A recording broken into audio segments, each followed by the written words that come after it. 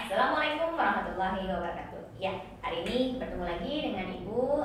Kita masuk pembelajaran berikutnya. Ya, sebelum memulai pembelajaran kita hari ini, yuk sama-sama kita mulai dengan baca doa terlebih dahulu. Ya, diangkat tangannya, kita mulai. Bismillahirrahmanirrahim. Rabbi zidni ilma warzuqni fahma. Amin.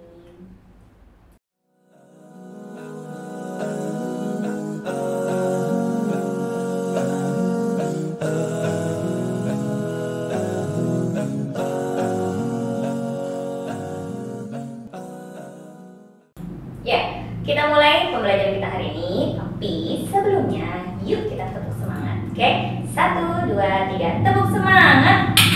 Yes, yes, yes, yes. We are the best, the best, the best. Yes, Allahu Akbar.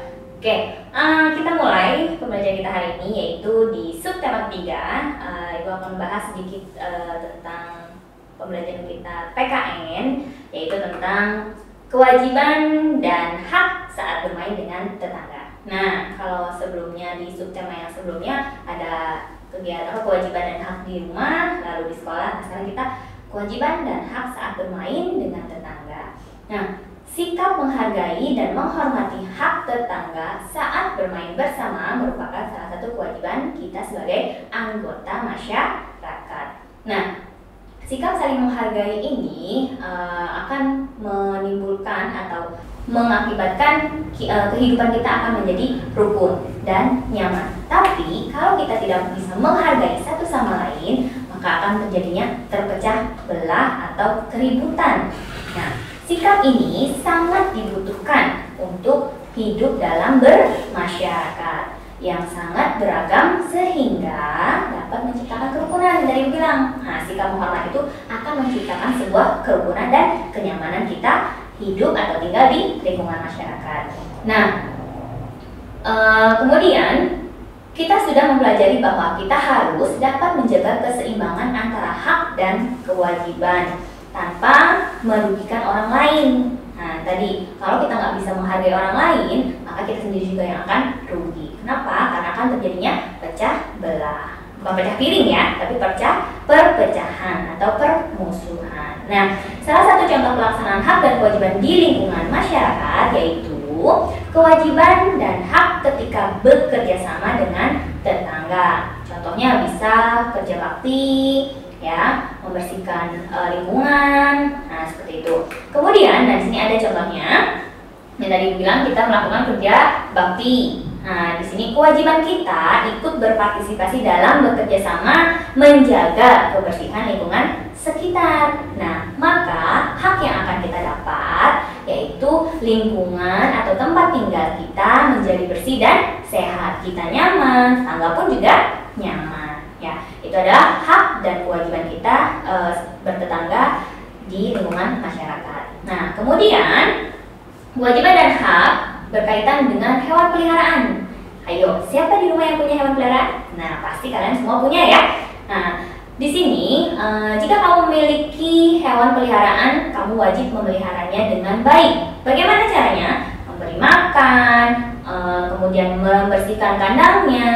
Kemudian juga kalau dia sakit, kita juga harus merawatnya, ya. Kemudian hewan peliharaan sebaiknya diperhatikan, jangan sampai hewan peliharaanmu mengganggu tetangga. Nah, ini dia nih yang penting. Kenapa? Kalau kita punya hewan peliharaan, kita biarkan begitu saja. Nah, terus hewan peliharaan kita main ke rumah tetangga.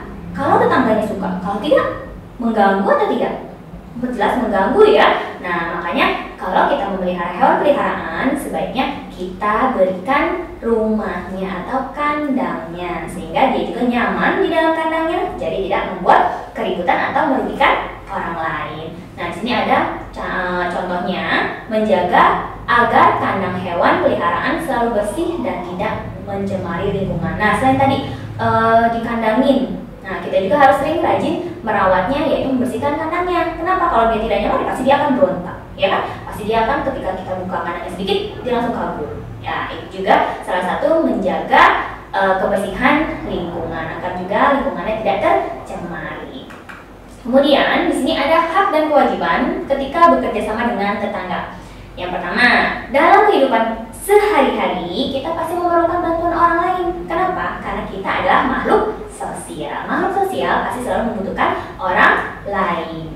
Nah, kedua, setiap warga harus membantu warga yang lain yang dalam kesulitan, ya, yang sedang dalam kesulitan. Contoh misalkan ada tetangga kampung sebelah kebanjiran atau keadaannya susah, atau misalkan tetangga kita ladangnya kekeringan. Nah, kita punya banyak rezeki atau kita punya sedikit yang bisa kita berbagi dengan mereka. Kita boleh harus membantunya, nah, cara berbagi. Nah, kemudian kayak sekarang kondisi kita lagi pandemi, banyak tetangga saudara-saudara kita yang mungkin jualannya tidak laku atau mungkin juga pekerjaannya sulit. Nah, kita bisa membantunya dengan cara apa?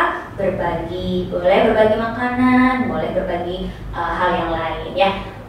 Kemudian selain itu, kita juga memiliki kewajiban untuk saling menghargai dan menghormati sesama warga masyarakat. Sikap saling menghargai dan menghormati sangat dibutuhkan untuk dapat terpenuhinya hak warga hidup rukun, tenang, dan nyaman. Yang tadi bilang, sikap saling menghargai dan menghormati itu wajib atau itu harus kita terapkan. Kenapa? Karena kalau kita tidak memiliki sikap seperti itu, maka tidak akan terjadinya kehidupan yang rukun, aman, nyaman, dan damai. Nah, di sini contohnya ada melakukan kegiatan ronda malam bersama-sama. Ya, biasanya para ayah ya yang suka melakukan ronda malam bersama keluarga yang lain.